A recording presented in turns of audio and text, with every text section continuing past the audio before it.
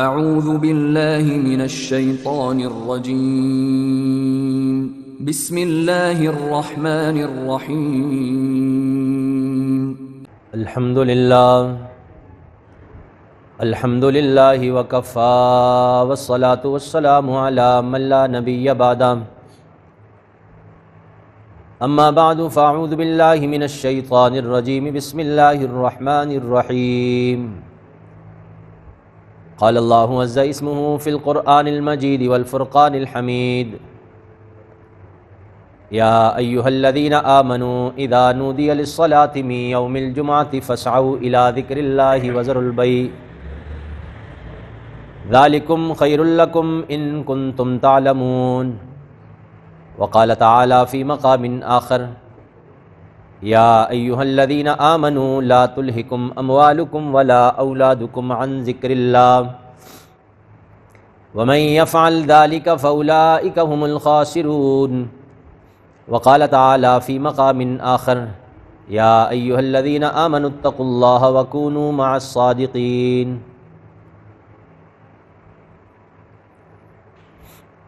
وقال النبی صلی اللہ علیہ وسلم الکیس من دان نفسہ وعمل لما بعد الموت والعاجز من اتبع نفسہ ہواها وتمنى علی اللہ او کما قال علیہ الصلاۃ والسلام وفی روایت آخر من رأى منکم منکرا فلیغیرہ بیدہ فإن لم یستطع فبلسانہ فإن لم يستطع فبقلبه وذلك أضعف الإيمان أو كما قال عليه الصلاة والسلام وفي رواية آخر المرء مع من أحب أو كما قال عليه الصلاة والسلام رب اشرح لي صدري ويسر لي أمري واحلل عقدة من لساني يفقهوا قولي رب زدني علما رب زدني علما رب زدني علما اللهم صل على محمد وعلى آل محمد كما صليت على إبراهيم وعلى آل إبراهيم إنك حميد مجيد اللهم بارك على محمد وعلى آل محمد كما باركت على إبراهيم وعلى آل إبراهيم إنك حميد مجيد صدق الله العظيم وصدق رسوله النبي الكريم ونحن على ذلك لمن الشاهدين والشاكرين والحمد لله رب العالمين۔ میرے انتہائی واجب الاحترام قابل صد اکرام و تکریم بزرگوں، بھائیوں، عزیز ساتھیوں، اللہ سبحانہ وتعالیٰ کا احسان عظیم ہوا کہ اس ذات نے ہم سب کو ہمیشہ کی طرح اپنے گھر میں آنے کی، بیٹھنے کی، سننے اور سنانے کی توفیق عطا فرمائی۔ یہ اللہ کا خاص کرم، انعام اور احسان ہے، بندے کا اس میں کوئی کمال نہیں۔ ہمیشہ اچھے کام کی، نیکی کی توفیق مل جانے پر نسبت اللہ سبحانہ وتعالیٰ کی طرف کی جائے، اور اگر خدا نہ خواستہ کسی غلط کام میں، کسی گناہ میں مبتلا ہو جائے تو اس کی نسبت اپنی طرف سے کرنی چاہیے کہ یہ میری کمی اور کوتاہی ہے جس کی وجہ سے میں گناہ میں مبتلا ہو گیا۔ لیکن یہ یاد رکھیے کہ اللہ سبحانہ وتعالیٰ ہی کی توفیق سے بندہ نیکی کا کام کرتا ہے، اور اللہ سبحانہ وتعالیٰ ہی کی توفیق سے بندہ گناہ کے کام سے بچتا ہے۔ تو اس لیے ہر وقت اللہ سبحانہ وتعالیٰ سے نیکی میں لگنے اور گناہوں سے بچنے کی جو توفیق ہے اس کی دعا اللہ سے کرنی چاہیے کہ اللہ مجھے ہر خیر کے کام کے لیے چابی بنا دے اور ہر شر کے کام کے لیے مجھے تالا بنا دے، کہ خیر کے کاموں کی طرف ہم دوڑ لگائیں اور شر کے کاموں سے جان چھڑائیں، ایسی طبیعت بن جائے، ایسا مزاج بن جائے۔ گزشتہ جمعہ میں سارے اعضاء کا سردار جو عضو ہے دل ہے، اور دل کے متعلق جو قرآن و حدیث کی روشنی میں معلومات تھیں وہ آپ کی گوشت گزار کی، اور دل کو صاف رکھنا، اس کی اہمیت اور یہ کتنا ضروری ہے، اس پر دو چار باتیں عرض کی تھیں، گوشت گزار کی تھیں۔ اور اس میں میں نے ایک چیز آپ کے سامنے رکھی کہ اگر کوئی بندہ یہ چاہتا ہے کہ اس کے دل میں اللہ اور اللہ کی رسول کی محبت آ جائے، پیدا ہو جائے، پیوست ہو جائے، تو اس کو مختلف 3-4 کام ہیں وہ کرنے پڑیں گے۔ جب وہ کرے گا تو اللہ سبحانہ وتعالیٰ کی محبت اس کے دل میں آ جائے گی، اور ان میں سب سے پہلا کام یہ ہے کہ انعامات الہیہ، اللہ سبحانہ وتعالیٰ نے جو نعمتیں انسان کو دی ہوئی ہیں ان نعمتوں کے بارے میں غور و فکر کرنا، اس پر تدبر کرنا، غور کرنا، فکر کرنا کہ اللہ نے مجھے بن مانگے کتنی نعمتیں دی ہوئی ہیں۔ تو جیسے ہی ہم اس عمل کو وجود میں لے آئیں گے اور یہ کام کرنا شروع کر دیں گے تو اللہ سبحانہ و تعالیٰ سے ہمیں محبت ہو جائے گی۔ ایک ہے فطری محبت اور ایک ہے طبعی محبت۔ فطری محبت تو ہر مسلمان کو ہے، اس سے پوچھو تمہیں اللہ سے محبت ہے، وہ کہے گا ہاں، لیکن عمل سے وہ محبت نظر نہیں آتی، اس لیے کہ طبیعت میں محبت نہیں ہے۔ اور جب یہ کام ہم کرنا شروع کریں گے تو ہماری طبیعتوں کے اندر اللہ کی محبت آ جائے گی، یعنی اللہ سے محبت کرنا ہماری طبیعت بن جائے گی، تو پھر ہمارے عملوں کے اندر اللہ کی محبت نظر آنے لگ جائے گی۔ اور دوسری چیز ہے اللہ کا ذکر کثرت کے ساتھ کرنا، یعنی کثرت ذکر، اس سے بھی اللہ کی محبت اور اللہ کے رسول کی محبت دل میں پیدا ہوگی۔ اور تیسری چیز جو ہے وہ ہے اہل اللہ کی صحبت، نیک لوگوں کی صحبت اختیار کرنا، نیک لوگوں کے ہمنشیں ہونا، ان کی صحبت میں جانا، ان کے ساتھ بیٹھنا، ان کا ساتھ دینا، یہ ایک ایسا زبردست عمل ہے کہ اس سے انسان کی زندگی میں انقلاب آ جاتا ہے، بدلاؤ آ جاتا ہے۔ اگر کسی گناہ پر نادم ہو گیا اور اس نے توبہ کر لی تو اس کی توبہ پکی ہو جائے گی اگر وہ اہل اللہ کی صحبت اختیار کرے۔ بلکہ میں تو تھوڑا سا آگے بڑھ کر یوں کہوں گا کہ جو موجودہ دور ہے، دور حاضر ہے، اس دور کے اندر تو فتنوں کی برمار ہے، بے دینیوں کی کوئی انتہا نہیں، رسم و رواج، بدعات، رسومات، خرافات، نت نئے فتنے اور رنگا رنگی بے دینیاں یہ بہت کثرت سے پائی جاتی ہیں۔ تو میں یہ سمجھتا ہوں کہ اس دور میں تو اہل اللہ کی صحبت فرض درجے کی چیز ہے۔ ہر بندہ اپنے اوپر لازم اور فرض کر لے کہ میں نیک لوگوں کی صحبت اختیار کروں گا، اہل اللہ کی صحبت اختیار کروں گا۔ اب اہل اللہ کی صحبت اختیار کرنے سے ہوگا کیا؟ سب سے پہلے حکم اللہ سبحانہ وتعالیٰ نے دیا ہوا ہے، اے ایمان والو تقوی اختیار کرو، یا ایھا الذین آمنوا اتقوا اللہ وکونوا مع الصادقین۔ اے لوگو، اے ایمان والو، اے وہ لوگو جو اقرار کر چکے ہو، جو تسلیم کر چکے ہو، جو یہ بات مان چکے ہو کہ ہم اللہ کی بات کو پس پش نہیں ڈالیں گے، اللہ سبحانہ وتعالیٰ کی بات کو تسلیم کریں گے، مانیں گے، ان سے اللہ کہہ رہے ہیں۔ انسان نہیں کہا یا ایھا الانسان، بلکہ کہا یا ایھا الذین آمنوا، اے ایمان والو اتقوا اللہ، اللہ سے ڈرو، وکونوا مع الصادقین، اور سچے لوگوں کا ساتھ دو، ہو جاؤ سچوں کے ساتھ۔ سچا کون ہوتا ہے؟ جس کا ظاہر اور باطن ایک جیسا ہو، اندر باہر برابر ہو، دو رنگی میں مبتلا نہ ہو، اللہ کے رنگ میں رنگ گیا ہو، اس کو سچا کہتے ہیں۔ جو اس کے زبان پر ہے وہی اس کے دل پر ہے، دل میں ہے، یہ نہیں کہ زبان پر کچھ اور دل میں کچھ، یہ سچا نہیں ہے۔ یعنی متقی ہے، پرہیزگار ہے، اللہ والا ہے، اس کے ساتھ ہو جاؤ۔ روح المعانی کے اندر علامہ آلوسی رحمہ اللہ اس آیت کے ضمن میں فرماتے ہیں کہ فرمایا خلطوہم لتکونوا مثلہم، یعنی نیک لوگوں کی اتنی زیادہ صحبت اختیار کرو، ان کے پاس اتنا زیادہ آنا جانا رکھو، ان کے ساتھ اتنا زیادہ اٹھو بیٹھو کہ لتکونوا مثلہم، کہ تم بھی ان کی طرح ہو جاؤ۔ اور یہ انسان کی فطرت کے اندر ہے، مزاج کے اندر ہے۔ وہ کہتے ہیں نا خربوزے کو دیکھ کر رنگ پکڑتا ہے۔ بندہ جس وہ صحبت صالح ترا صالح کنن طالع ترا طالع کنن، نیک لوگوں کی صحبت انسان کو نیک بنا دیتی ہے، برے لوگوں کی صحبت انسان کو برا بنا دیتی ہے۔ صحبت سے عادتیں اتنی تیزی سے انسان دوسرے انسان کے اندر منتقل ہوتی ہیں کہ اس سے زیادہ تیزی سے کوئی اور چیز انسان کے اندر نہیں آتی۔ جتنی تیزی سے صحبت اختیار کرنے سے ایک دوسرے کی عادات ایک دوسرے کی طرف منتقل ہوتی ہے نا، اتنی تیزی سے کوئی اور چیز منتقل نہیں ہوتی۔ تو اچھے لوگوں کی صحبت اختیار کریں گے تو اچھی عادتیں تیزی سے منتقل ہوں گی، پتہ ہی نہیں چلے گا۔ برے لوگوں کی صحبت اختیار کریں گے تو بری عادتیں اپنے اندر آنے کا پتہ ہی نہیں چلے گا کہ برے بن جائیں گے۔ اس لیے ضروری ہے اللہ اور اللہ کی رسول کی محبت دل میں پیدا کرنے کے لیے اہل اللہ کی صحبت، اہل اللہ کے پاس آنا جانا، اور اہل دل سے اپنی ملاقات رکھنا۔ اہل دل ان کو کہیں گے جن کا دل زندہ ہے، جن کے دلوں میں اللہ اور اللہ کے رسول کی محبت ہے۔ وہ کسی نے کہا نا، اہل دل سے دلوں کو ملا لیجئے، بستی عشق میں گھر بنا لیجئے، گو علاجن نہیں احتیاطن ہی صحیح، اہل دل کو دل اپنا دکھا دیجئے، گوشہ دل میں ہو جانے کیا کیا مرض، کچھ دوا لیجئے کچھ دعا لیجئے۔ ہمیں نہیں پتا کہ ہمارا دل کن کن بیماریوں میں، روحانی بیماریوں میں مبتلا ہے۔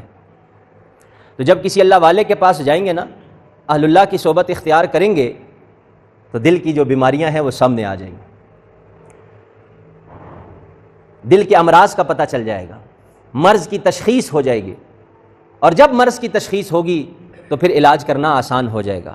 اور جب مرض کا ہی نہ پتہ چل رہا ہو کہ مرض کیا ہے، اکثر لوگ آتے ہیں نا، کہتے ہیں مولوی صاحب دعا کریں، ہسپتالوں کے چکر کاٹ کاٹ کر تھک گئے ہیں، جوتیاں گھسا دی ہیں، کہتے ہیں مسئلہ یہ نہیں ہے کہ یہ بیمار ہے، مسئلہ یہ ہے کہ بیماری کا پتہ نہیں چل رہا۔ ہر قسم کے ٹیسٹ کروا لیے، سارے ٹیسٹ ٹھیک آ رہے ہیں، لیکن صحت نہیں پکڑ رہا، دن بدن کمزور ہوتا جا رہا ہے، چارپائی کے ساتھ لگ گیا ہے، محتاج ہو گیا ہے، معذور ہو گیا ہے۔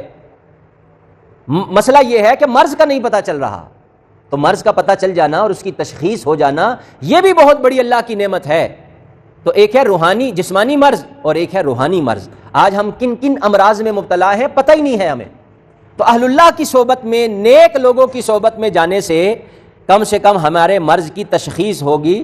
اس لیے شاعر کہتا ہے گو علاجن نہیں احتیاطاً ہی صحیح، علاج کی غرض سے نہ جاؤ، احتیاطاً ہی چلے جاؤ، چلو اپنا احتیاطاً بھی لوگ اپنا بلڈ پریشر چیک کرواتے ہیں نا، شوگر چیک کرواتے ہیں، ٹیسٹ کرواتے ہیں، معائنہ کرواتے ہیں کہ جی ہمارا ویسے جو ہے سال بعد ہم معائنہ کرواتے ہیں اپنے جسم کا، تو سارے ٹیسٹ کرواتے ہوتے ہیں، کوئی مسئلہ پریشانی تو نہیں، احتیاطاً کروا رہے ہیں، اگر مرض ہوگا تو سامنے آ جائے گا۔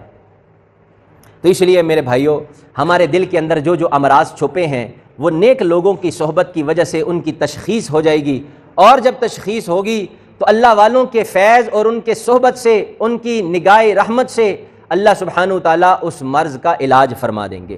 نگاہ مرد مومن سے بدل جاتی ہیں تقدیریں، جو ہو ذوق یقین پیدا تو کٹ جاتی ہیں زنجیریں۔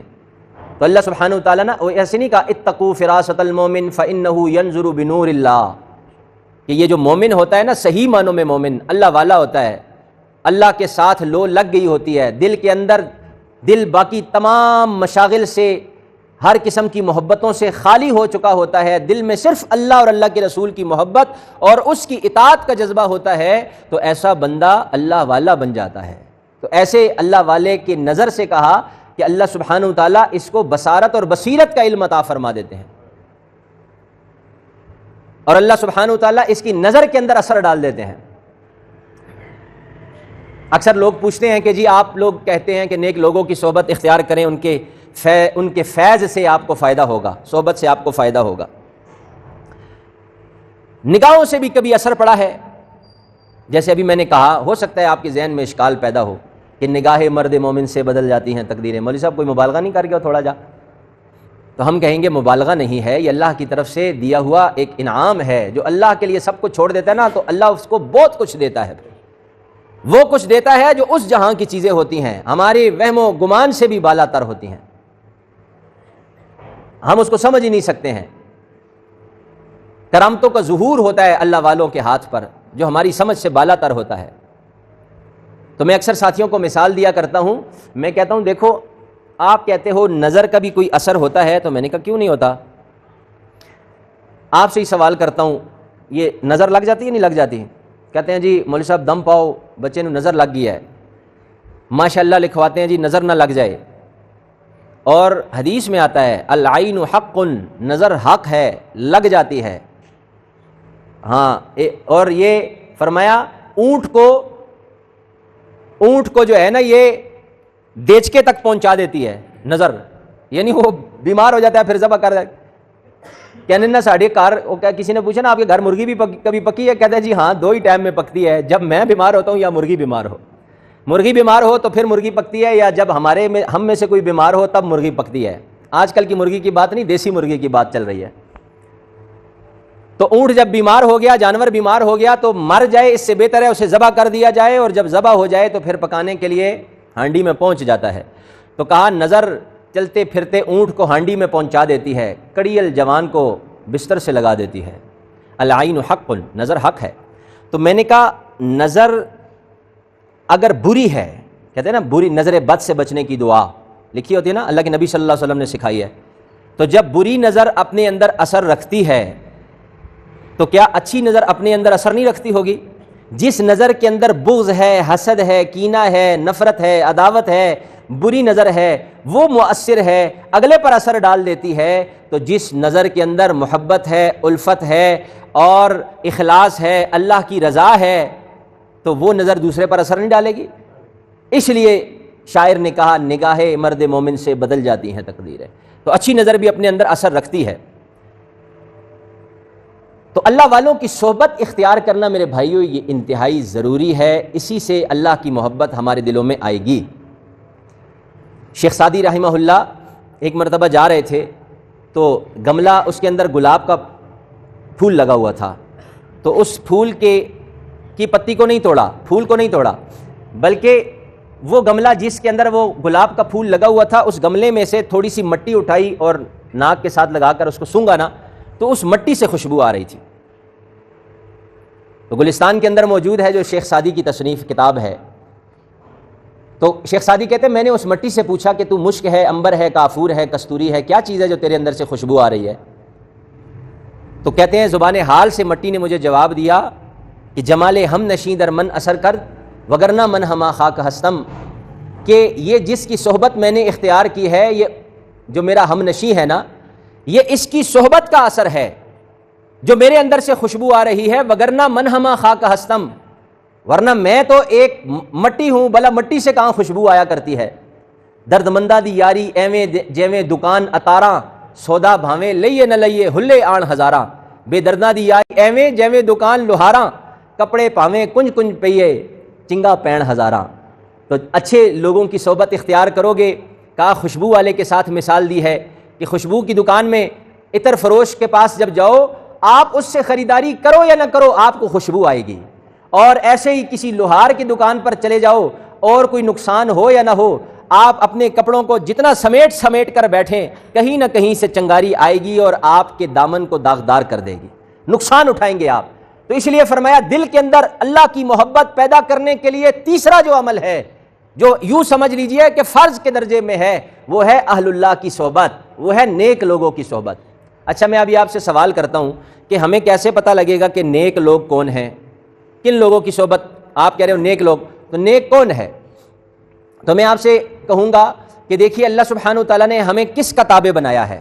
اللہ کے نبی صلی اللہ علیہ وسلم دنیا سے جب جا رہے تھے تو ہم سے کیا کہہ کر گئے تھے کہ لن تضلوا ان تمسکتم بہا کتاب اللہ و سنتی، کہ میں تمہیں ایک جملہ کہہ کر جا رہا ہوں، ایک نصیحت کر کے جا رہا ہوں۔ صحیح حدیث ہے کہ لوگوں میرے بعد تم نے دو کام کرنے ہیں، دو چیزوں کو مضبوطی سے پکڑے رکھنا ہے، ان دو چیزوں کو جب مضبوطی سے پکڑے رکھو گے دنیا کی کوئی چیز تمہیں گمراہ نہیں کر سکے گی۔ لن تضلوا، کوئی چیز تمہیں گمراہ نہیں کر سکے گی، صراط مستقیم سے ہٹا نہیں سکے گی۔ اب میں اور آپ ہم سب چاہتے ہیں، اللہ سے دعا بھی کرتے ہیں نماز میں، اہدنا الصراط المستقیم اہدنا الصراط المستقیم۔ ہاں ہر رکعت میں ہم اللہ سے دعا کر رہے ہیں، ہاں 10 رکعت اگر نماز ہے تو 10 دفعہ ہم اس نماز میں اللہ سے دعا کر رہے ہیں، فجر میں 4 دفعہ کر رہے ہیں، عصر میں پھر 4 دفعہ کر رہے ہیں، مغرب میں پھر 5 دفعہ کر رہے ہیں، عشاء میں پھر 9 دفعہ کر رہے ہیں، تقریباً 20 دفعہ روزانہ اللہ سبحانہ وتعالیٰ سے ہم صراط مستقیم کی دعا کرتے ہیں۔ اے اللہ صراط مستقیم دکھا دے، چلا دے، استقامت عطا فرما دے۔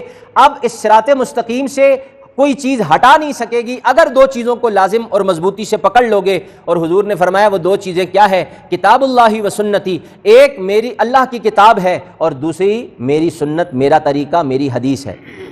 یعنی قرآن و حدیث سے اپنا دامن، قرآن و حدیث کا دامن پکڑ لو، مضبوطی سے پکڑ لو، تو اس کے بعد کوئی چیز تمہیں گمراہ نہیں کرے گی۔ اب بتاؤ قرآن و حدیث والے کون ہیں؟ یہ قرآن و حدیث کہاں سے؟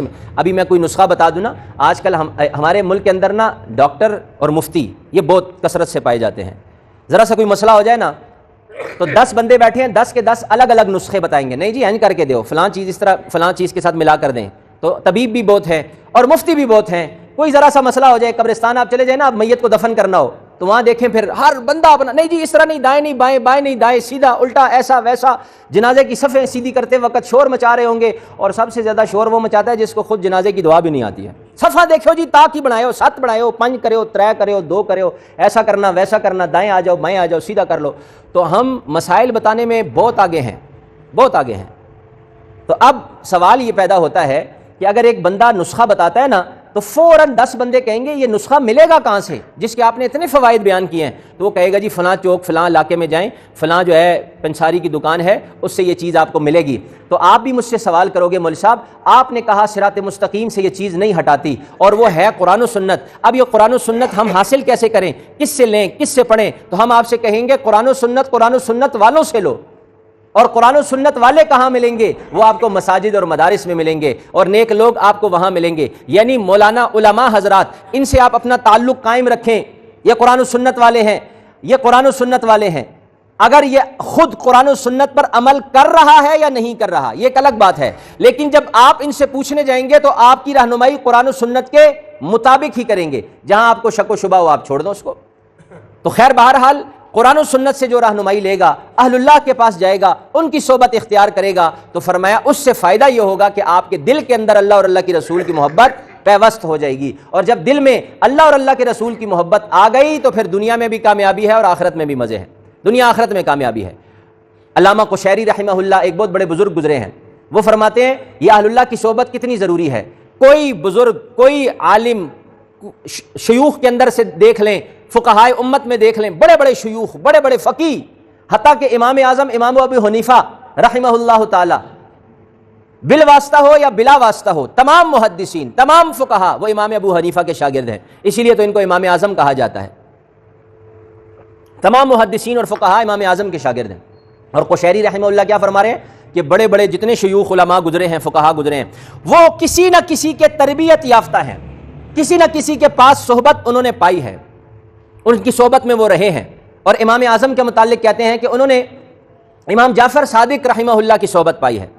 امام جعفر صادق رحمہ اللہ نے امام قاسم بن محمد بن ابو بکر صدیق رضی اللہ تعالیٰ عنہ کا یہ ان کے صحبت یافتہ تھے۔ اور یہ قاسم کون ہے؟ عمر بن عبدالعزیز رحمہ اللہ کا دور ہے، اور عمر بن عبدالعزیز سے کسی نے سوال کیا، پوچھا کہ آپ یہ منصب حاصل نہیں کرنا چاہ رہے تھے، جان چھڑا رہے تھے، تو کیا آپ کی نظر میں اس وقت اس منصب کا کوئی صحیح اہل ہے؟ آپ کی نظر میں ہے تو کون ہے، ذرا نشاندہی کر دیں۔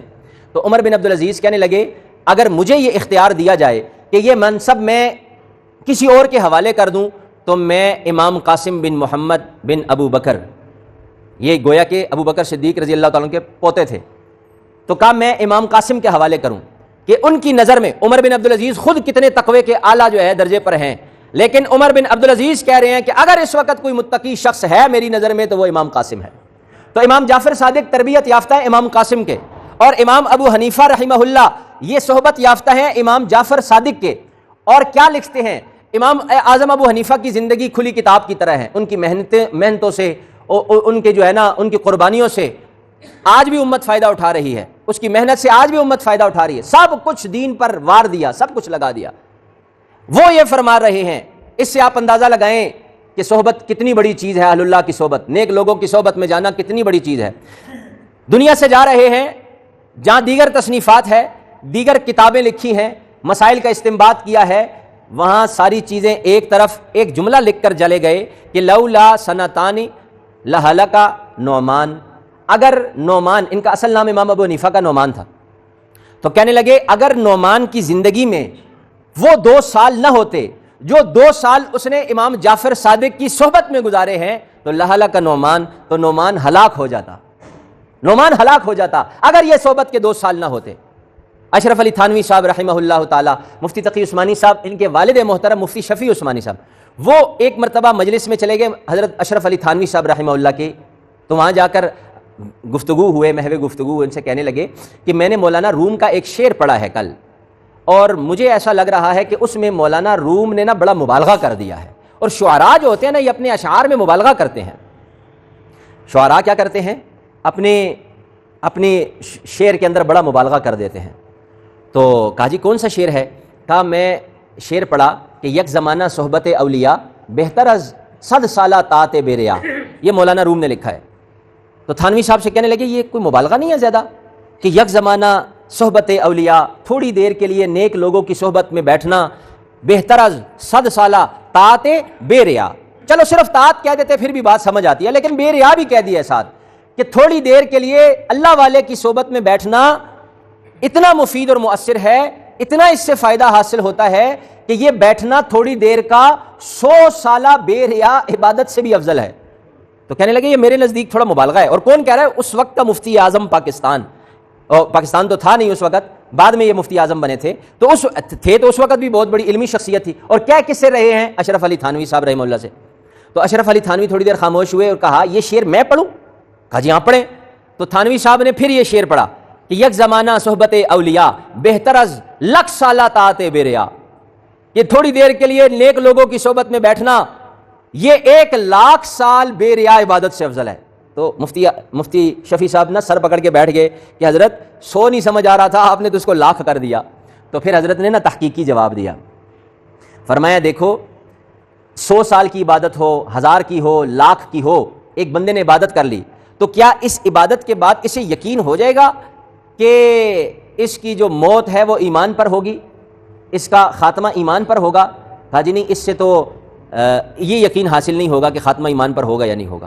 کہا جب خاتمہ ایمان پر ہونے کا یقین نہیں ہے، اور شیطان کی مثال ہمارے سامنے ہے کہ طاؤس الملائکہ کا لقب ملا اسے، اور اس نے چپے چپے پر سجدہ کیا، اتنی زیادہ عبادات کی، لیکن اس کا انجام کیا ہوا، نتیجہ کیا نکلا کہ اللہ نے اس کو رجیم کہہ کر اپنی دربار سے نکال دیا۔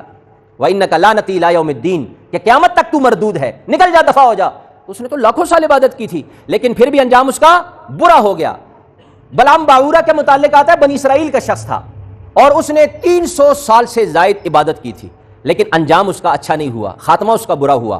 کہا 300 سال ہو، 500 سال ہو، 1000 سال ہو، 1,00,000 سال ہو، لیکن اس کے بعد یہ بندے کو یقین نہیں ہو جاتا کہ میرا خاتمہ ایمان پر ہوگا۔ پھر فرمایا میں تمہیں حدیث سناتا ہوں کہ اس حدیث سے بندے کو پتہ چلتا ہے کہ نیک لوگوں کی صحبت میں، اللہ والوں کی صحبت میں جو بندہ وقت گزارتا ہے وہ کبھی بدبخت نہیں ہوگا۔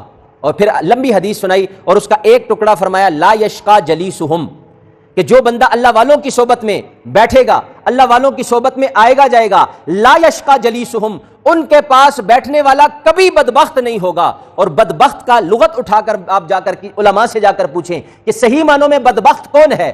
ایک ہوتا ہے نیک بخت، ایک ہوتا ہے بدبخت۔ اور بدبخت کسے کہتے ہیں؟ بدبخت اسے کہتے ہیں جس کا خاتمہ ایمان پر نہیں ہوتا، وہ بدبخت ہے۔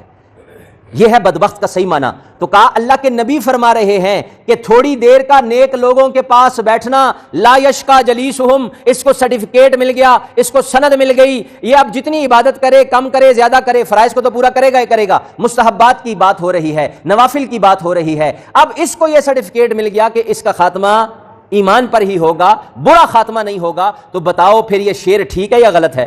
تو نے کہا ہاں جی، مولانا روم نے تو اپنی جگہ پر بات صحیح کہی ہے۔ تو اس لیے میرے بھائیوں، ہمیں بھی چاہیے کہ ہم یہ جو ایک عظیم نسخہ ہے جس سے ہم جان چھڑاتے ہیں، دور بھاگتے ہیں، داڑھی ٹوپی والے سے تو ہمیں ویسے ہی پتہ نہیں الجھن ہوتی ہے، کوئی نظر آ جائے نہ کہنا نسو یار مولوی سے دور بھاگیں، تو بھائی ان سے دور بھاگو گے تو ان سے دور بھاگنا دین سے دور بھاگنا ہے، اور جو ان سے دور بھاگے گا اللہ والوں کے دور ہوگا، اس کے دل میں اللہ اور اللہ کے رسول کی محبت نہیں آئے گی، جو ہمیں مطلوب ہے، مقصود ہے، جو ہماری زندگی کا مقصد ہے۔ اور اگر ان لوگوں کے پاس آئیں گے، بیٹھیں گے، ان کے پاس جو ہے نا اوقات گزاریں گے، اٹھنا بیٹھنا ہوگا، تو اس کی صحبت کا اثر آپ اپنی آنکھوں سے دیکھیں گے، اللہ اور اللہ کے رسول کی محبت سے ہمارے دل بھر جائیں گے انشاءاللہ۔ تو نیت کرتے ہیں نا سارے انشاءاللہ اس پر عمل کریں گے۔ اللہ سے دعا ہے اللہ عمل کرنے کی توفیق عطا فرمائے۔